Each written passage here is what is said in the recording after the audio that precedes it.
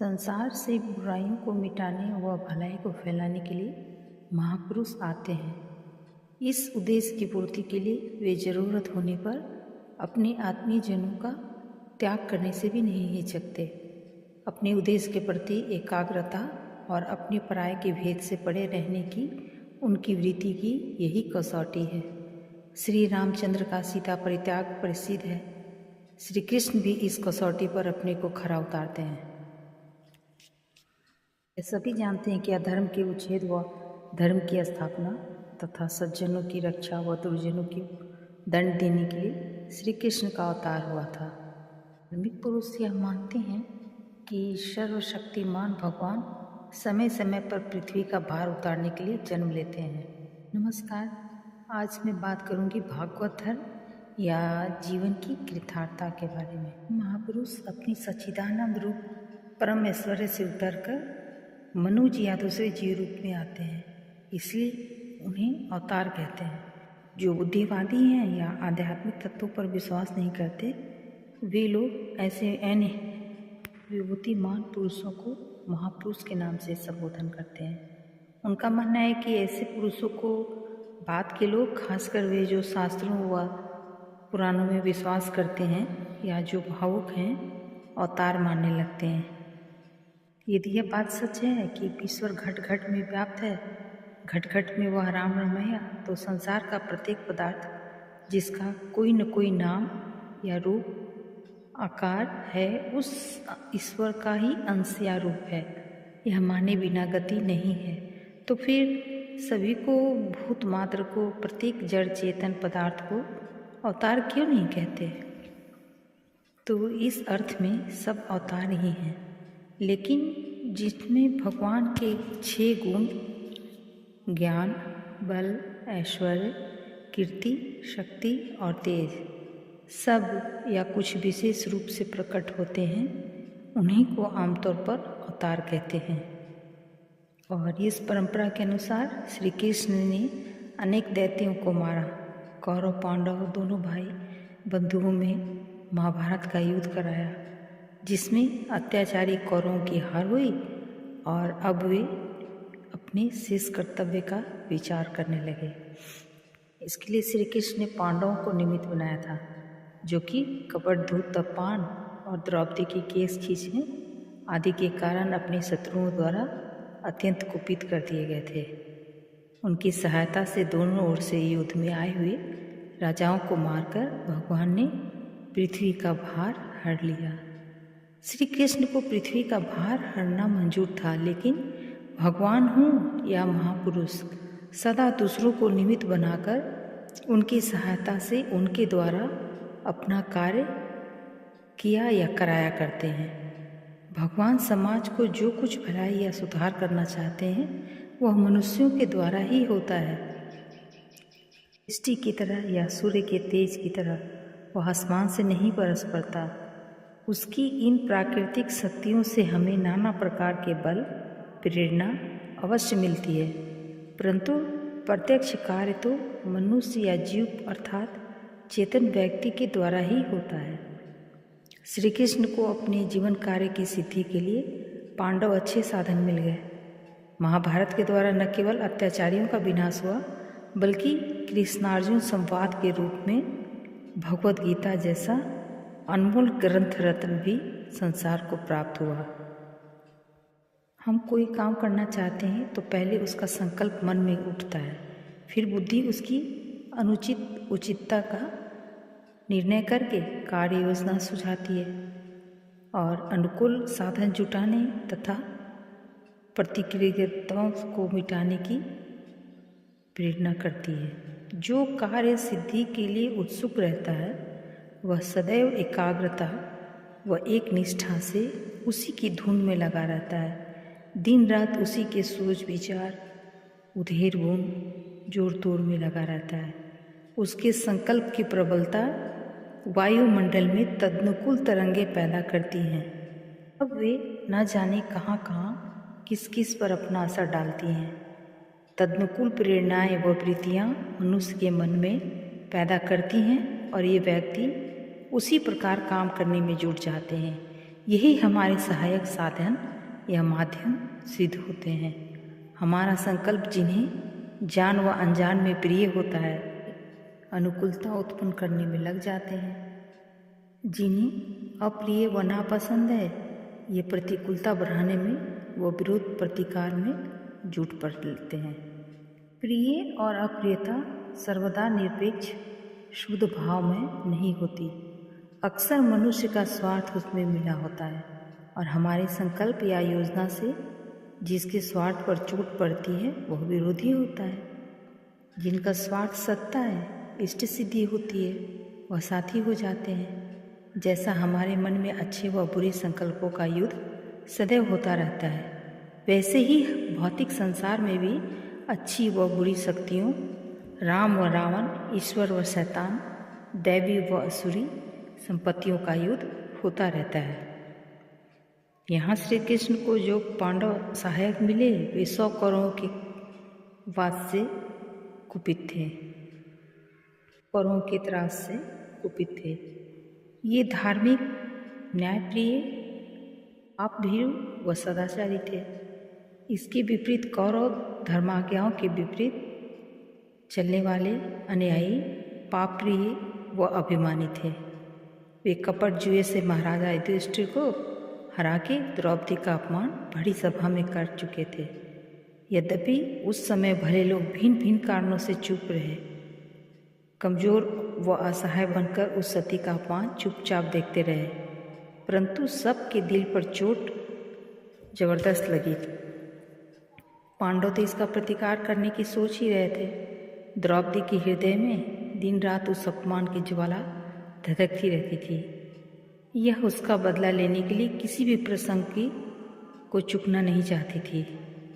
इसलिए श्री कृष्ण ने इनको अपनी कार्य सिद्धि का सुपात्र समझा व उनकी सहायता से अनेक दुष्ट पुरुषों को खत्म करा के समाज में दुर्विधियों के प्रति तिरस्कार व सद्वृत्तियों के प्रति प्रेम व आदर बढ़ाया। साथ ही संसार को यह शिक्षा भी दी कि यदि हमारा उद्देश्य शुभ है, पवित्र है, तो बड़ी से बड़ी जोखिम उठाने में भी नहीं हिचकना चाहिए। व यदि अत्याचारी हमारे बंधु बांधव भी हों तो उनको परास्त करना ही उचित है। ये भुजाओं से सुरक्षित यादवों द्वारा पृथ्वी की भारभूत अन्य राजाओं की सेना का संहार कर अप्रगय भगवान श्री कृष्णचंद्र ने विचारा कि यद्यपि पृथ्वी का भार उतर गया है तो भी मैं उसे नहीं उतारने के समान ही समझता हूँ, क्योंकि मेरा असह्य यादव कुल तो बना ही हुआ है। महाभारत के पहले व महाभारत के सिलसिले में अनेक दुष्टों व उनकी सेनाओं को पिटाकर भी श्री कृष्ण को संतोष नहीं हुआ। उनकी दृष्टि में अभी की पृथ्वी का संपूर्ण भार नहीं हटा था, अभी खुद उनका ही यदुकुल बाकी था, जिसमें बड़े बड़े मदांध, असंयमी, दुर्व्यसनी लोग भर गए थे। और आग को सुलगाने में निमित्त होता है, परंतु वह आग फिर सारे कपूर को ही खा जाती है। इसी तरह जिस यदुवंश के कारण उन्होंने पृथ्वी से दुष्टों का सफाया किया था, वही यादव अब दुनिया को तबाह करने में प्रवृत्त हो रहे थे। जिसका हृदय शुद्ध होता है उसे अपने में तथा अपने बाहर थोड़ी भी गंदगी असह्य हो जाती है। जो बलवान या विद्वान है उसे निर्बलता या मूर्खता बर्दाश्त नहीं होती। जो पुण्यात्मा होता है उसे संसार का पाप असह्य हो जाता है। वह तब तक उसे शांति नहीं मिलती, चैन नहीं पड़ती, जब तक कि वह जड़ मूल से न उखाड़ दिया जाए। श्री कृष्ण ने और तमाम दुष्टों को दंड दे डाला, परंतु खुद उनके घर में ही जब दुष्टता छिपी व घुसी हुई पाई तो उन्होंने उसे भी मिटाने का संकल्प कर लिया। जिसे बाहरी बुराई बर्दाश्त न हुई वह घर की बुराई को कैसे सह सकता है, भले ही उसे मिटाने में अपने सारे वंश परिवार का ही क्षय क्यों न हो जाए। जो सह सकता है समझ लीजिए वह बुराई से घृणा नहीं करता। सत्य पुरुष या महापुरुष के सामने तत्व, सिद्धांत, धर्म, नीति, उद्देश्य, आदर्श का प्रश्न रहता है। इनकी सिद्धि या स्थापना के मार्ग में मनुष्यों का इष्ट मित्र, सगे संबंधी किसी का मुंह वे बाधक नहीं होने देना चाहते। व्यक्ति व समाज की स्थिति, पुष्टि व उन्नति नियमों, आदर्शों, सिद्धांतों पर ही हो सकती है। व्यक्ति तो इन तत्वों, नियमों आदि को संचालित करने व इनसे संचालित होने के लिए है। व्यक्तियों के या समाज के प्रति कर्तव्य का भाव होना एक वस्तु है, वह मोह होना दूसरी। कर्तव्य का आधार नियम व नीति पर है, जबकि मोह हमारे स्वार्थ व सुख की भावना से उत्पन्न होता है। कर्तव्य हमारे प्रिय व्यक्ति के शुभ उन्नति का भाव निहित होता है। हमें उसके लिए कुछ त्याग करने, कष्ट उठाने की जरूरत होती है। मोह में हमारी भावना उस व्यक्ति से या उसके साथों से अपना स्वार्थ साधने की, अपने आनंद भोग की, अपनी प्रिय सिद्धि की रहती है। पहले में हम उसके उपयोगी पड़ते हैं, दूसरे में हम उसका उपयोग अपने लिए करते हैं। अतः श्री कृष्ण ने इस मोह से ऊपर उठकर अपने महान व श्रेष्ठ जीवन कार्य की सिद्धि के लिए अपने तमाम प्रियजनों के नाश का उपाय सोचा। नित्य मेरे आश्रित रहने वाले और वैभव से उच्छृंखल हुए इस यदुकुल का दमन किसी दूसरे से किसी तरह भी नहीं हो सकता। इसलिए बांसों के वन में उत्पन्न अग्नि के समान इनमें पारस्परिक कलह उत्पन्न कर मैं शांतिपूर्वक अपने धाम को जाऊंगा। उन्होंने अपने मन में कहा, हे यादव, केवल उच्छृंखल स्वेच्छाचारी ही नहीं हैं, बल्कि खुद मेरे कुल व मेरे ही आश्रित भी हैं। जो वैभव मैंने इनकी उन्नति व सदुपयोग के लिए जुटाया था, उसी से उल्टे ये मदांत हो गए हैं। इसकी जिम्मेवारी से मैं बच नहीं सकता। मेरे स्वजन होने के कारण दूसरा कौन इनके दंड के लिए अग्रसर होने का हौसला करेगा, और शायद कोई सफल भी न हो। तब यही उचित है कि मैं खुद ही इनके विध्वंस का उपाय सोचूं। भले ही लोग यह कहें कि जैसे बांस अपने ही वंश को जला डालता है, वैसे ही कृष्ण ने अपने ही वंश का विनाश कर दिया। महाभारत में कौरव पांडवों को भाई बंधुओं को लड़ाकर ही इसे संतोष न हुआ, खुद अपने घर में भी आग लगा दी। यह ऐसा ही बखेड़िया विध्वंसक है, परंतु मैं जानता हूँ कि मेरा उद्देश्य पवित्र है। दुनिया के लोग बाहरी आचार, बाहरी फल को देखकर राय बनाते हैं, आलोचना करते हैं, परंतु जो मर्मज्ञ हैं, अंतर्दृष्टि हैं, लोगों को उनके कार्यों व उद्देश्यों को पहचानने की वास्तविक शक्ति व योग्यता रखते हैं, उन्हें कदापि मेरे इस कार्य में गलतफहमी नहीं हो सकती। समाज को सुधारने के लिए, स्वस्थ बनाने के लिए बिगड़े अंगों की कठोर चित्त से काट ही डालना पड़ता है। सबके लाभ के लिए थोड़े का बलिदान जरूरी हो जाता है। अतः मैं अकेला ही इनके दमन में सफल हो सकता हूँ और खुद मुझको यह जिम्मेवारी लेनी चाहिए। तभी मुझे शांति मिलेगी और तभी मैं सुखपूर्वक निज धाम को जा सकूँगा। क्योंकि मरते समय मेरा यह काम यदि बाकी रह गया, यह संकल्प अधूरा रह गया, तो मुझे शांति नहीं मिलेगी, जीवन कार्य पूरा नहीं हो पाएगा, तो यह कसक मन में बनी रहेगी। मरते समय जिसके मन में यह संतोष रहे कि मैंने अपने सब कर्तव्यों को पूरा कर लिया, उसी को आखिरी शांति मिलती है। महापुरुष सत्य संकल्प हुआ करते हैं। वे जो सत्य संकल्प करते हैं वह सत्य सफल हो जाता है, या उन्हें उसके सफल होने का आत्मविश्वास रहता है।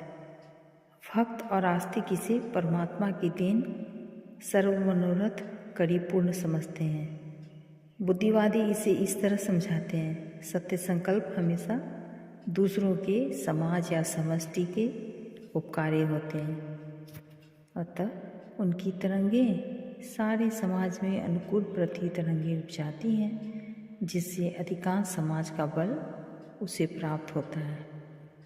अनुकूलताएं दिन दिन बढ़ती जाती हैं, प्रतिकूलताएं घटती जाती हैं और अंत में परास्त हो जाती हैं।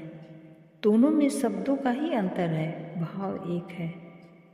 बुद्धिवादी के संकल्प जिस वायुमंडल में तरंगे उपजाते हैं, उसी का अध्यक्ष अधिष्ठाता भक्तों के शब्दों में ईश्वर है। अतः श्री कृष्ण को यह निश्चय था कि मैं इस शुभ कार्य में अवश्य सफल होऊंगा, क्योंकि इसकी क्षमता भी वे अपने में मानते थे। जिन्होंने महाभारत में अगिनत नरसंहार कराया, उन्हें थोड़े से यादवों का विनाश करने में क्या दिक्कत हो सकती थी। तब उन्होंने उसका एक अप्रत्यक्ष उपाय सोचा। मुझे अपने दैवी बल को प्राप्त करने के लिए कोई निमित्त जरूर चाहिए। यदि सीधे राजदंड शक्ति से काम लेना चाहूँ तो संभव है पिताजी व बलदादा का समर्थन न मिले। पिताजी इस वंश विनाश को नहीं देख सकेंगे। वह बल भैया को स्वयं भी मद का व्यसन रखते हैं। ऐसी दिशा में कोई और ही तरकीब निकालनी चाहिए। अतः उनके इस संकल्प से यादवों के मन में एक कुछ चेष्टा करने की बुद्धि पैदा हुई, अथवा बुद्धिवादी की भाषा में यादवों के कुकर्मों ने ही उनके मन में अपने विनाश के लिए दुर्बुद्धि की प्रेरणा की। उन्होंने एक ब्राह्मण ऋषि को चकमा दिया, जिससे क्रुद्ध होकर उन्होंने उन्हें शाप दे डाला। जो ब्रह्मा को जानता हो, जिसे ब्रह्मा का ज्ञान हो गया हो, जो ब्राह्मी स्थिति को पहुँचने के योग है, वह ब्राह्मण है। बड़ी साधना व तप से मनुष्य इस स्थिति को पहुँचता है। साधना से उसे ऐसी शक्ति प्राप्त हो जाती है कि उसके मुँह से जो निकलता है वह सच हो जाता है। पतंजलि के योग सूत्रों में ऐसी सिद्धियों के उदाहरण व उपाय बताए गए हैं।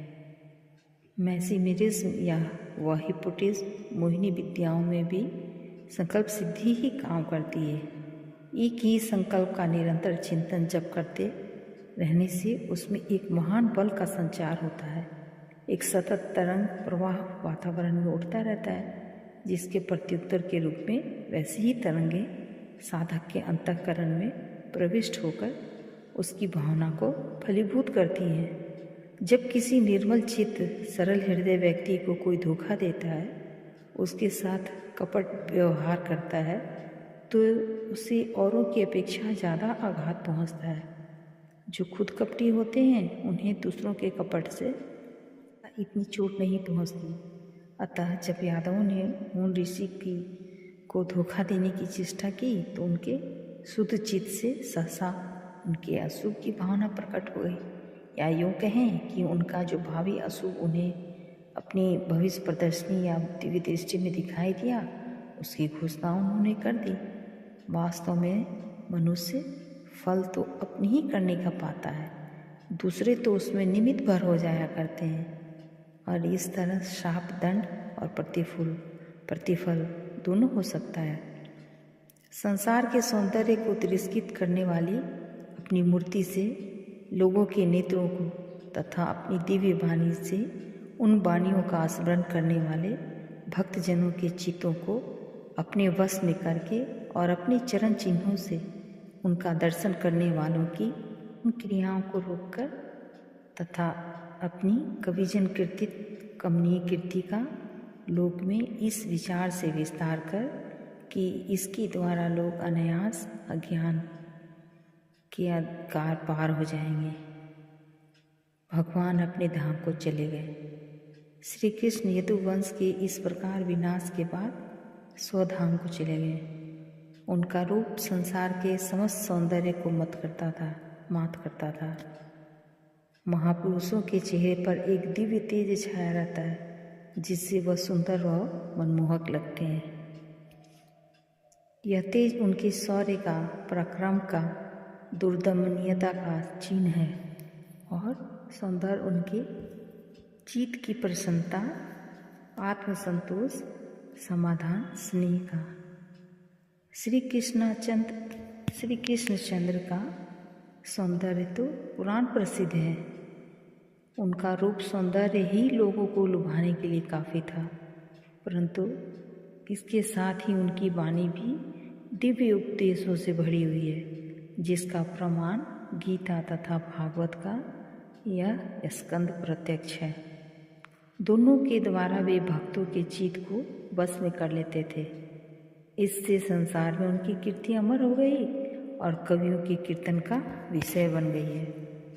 उनकी कीर्ति कथा, उनका सारा जीवन चरित्र इस प्रकार का ज्ञान, उपदेश वह स्फूर्तिमय है कि जिसे सुनकर व देखकर लोग अनायास अपने अज्ञान को हटा लेते हैं। जब श्री कृष्ण को इस प्रकार अपनी समस्त चरित्र लीला से कृतार्थता अनुभव हुई, तभी वे अपने धाम को चले गए, क्योंकि अब संसार में उनका कोई कर्तव्य बाकी नहीं रहा था। संसार की दृष्टि से उसकी उपयोगिता समाप्त हो गई थी। अतः बुद्धिमान पुरुष उस वस्तु को छोड़ देते हैं जिसकी उपयोगिता नष्ट हो चुकी हो। महापुरुष और तो ठीक अपने जीवन तक को निरुपयोगी समझ चुकने पर छोड़ देते हैं। राजा परीक्षित ने कहा, भगवान, जो यादव बड़े ब्राह्मण भक्त, उदार और नित्य गुरुजनों की सेवा करने वाले थे, उनका चित्त सदा कृष्ण में ही रत रहता था। उनको ब्राह्मणों का शाप कैसे हुआ? श्री कृष्ण के इस अद्भुत कर्म को देखकर विप्र शाप की बात सुनकर परीक्षित को बड़ा आश्चर्य हुआ। उसे लगा, जो इतने सत्पुरुष जैसे थे, उन्हें कुमति कैसे उपजी? सत्पुरुषों को उनके अच्छे संस्कारों व आचारों के कारण सन्मति ही सुस्ती है, तो यह विपरीत कार्य यहाँ कैसे हुआ? देव जी बोले, हे राजन, ऐसा शरीर धारण कर जिसमें संपूर्ण सामग्रियों का समावेश है, पूर्ण काम होने पर भी लोक में अनेकों मंगलकृत करते हुए तथा श्री द्वारकापुरी में रहकर लीला विहार करते हुए उदार कीर्ति भगवान कृष्ण ने अपने कुल का नाश करने की इच्छा की, क्योंकि अब उनके लिए यही एक कार्य शेष रह गया था। श्री कृष्ण पूर्ण काम थे, उनकी सब इच्छाएं पूर्ण हो चुकी थी। उन्होंने अनेक मंगल पुण्य किए थे। उनके शरीर में सकल सौंदर्य सामग्री एकत्र थी। महापुरुषों के जीवन में शुभ के साथ सौंदर्य मिला रहता है। इस सौंदर्य से ही उसमें अद्भुत आकर्षण आ जाता है। यह केवल रूप सौंदर्य नहीं है, ये हृदय सौंदर्य भी है। हृदय उनका मधुर सुकोमल भावनाओं से भरा रहता है। वही सौंदर्य के रूप में उनके मुखमंडल पर चमकता रहता है। ऐसे श्री कृष्ण ने अपनी कुल नाश का आयोजन किया, क्योंकि इसमें उन्हें अपने कुल का व संसार का मंगल मालूम होता था।